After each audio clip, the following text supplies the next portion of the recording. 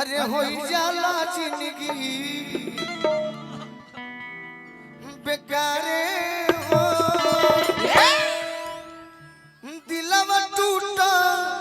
ले पजाननी। लेकिन एगो मेहरारू अपना बोलमुआ से कहती है कि जवनिया के पुआ अरे होइने मनवा कोलोय राजा जी अरे कियो सोया गहनवा में गवनवा कोलोय राजा जी सोया गहनवा में गवनवा कोलोय राजा जी सोया गहनवा में गवनवा कोलोय राजा जी सोया गहनवा में गवनवा कोलोय राजा जी।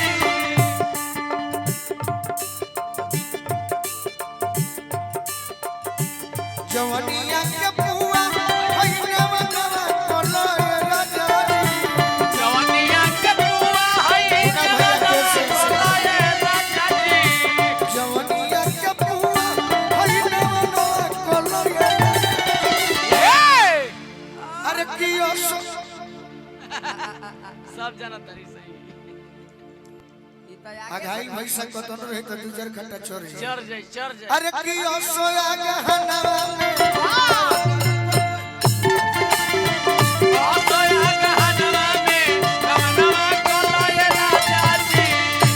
सोया गहनवा में गवनवा कोलोय राजा जी होई जाला जिंदगी बेकारे हो दिलवा टूटा ले पजाननी होई जाला जिंदगी बेकारे हो दिलवा टूटा ले पजाननी टूटले पजननी ले पजाननी टूटले पजाननी दिलवा टूटा ले पजाननी अरे बहुत दर्द देला प्यारे हो दिलवा टूटले पजननी बहुत दर्द देला प्यारे हो दिलवा टूटा ले पजाननी सोया गहनवा में गवनवा कोलोय राजा जी सोया गहनवा में गवनवा कोलोय राजा जी हमरा गार्जियन बनी अभिभावक भाई रामनाथ तिवारी बाबा घुमराव आशीर्वाद दिले बानी हरदम आशीर्वाद दिले बानी बाबा के स्वागत करो बार बार प्रणाम करो अमरेंद्र भैया जी मनोज ठाकुर के जी जाई और सोया गहनवा में गवनवा कोलोय राजा जी सोया गहनवा में गवनवा कोलोय राजा जी सोया गहनवा में गवनवा कोलोय राजा कहते कि तू हमरा के हां जी बियाह करा के हां जी बाहर कमाए चल गइल आरा में बियाह भइल बलिया कमाए गइल हां जी ये जो कलाकार हैं हां हम सच कहीं गुड़िया जी नाम नहीं जानता गुड़िया जी नहीं ना देख रौरा सब पे हम बड़ी सम्मान करिला बड़ी फैन आदमी है हां जैसे कि बलिया के बोल के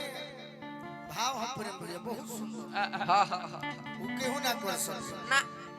अगर वो भाव मिल गई तो जने हम भैया तू बलिए के नाचे सही बात बड़ी सुंदर कलाकार अति सुंदर मेहरारू कहते मेहरारू उस भाव नहीं खुलो करते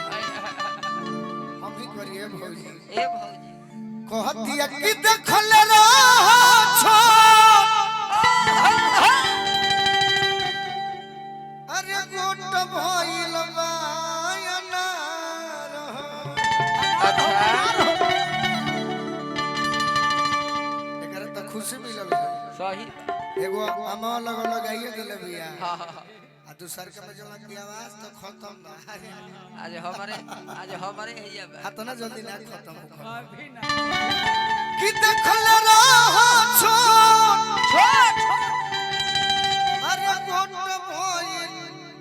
बायना रहो आ कइल सुमिरिया सतरहिया के पार कैला तुम्हारे तो रहिया के पार कइल सुमिरिया सतरहिया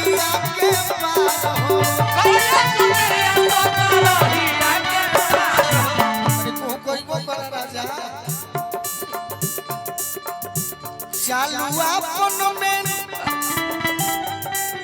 कारखानवा कलो ये राजा जी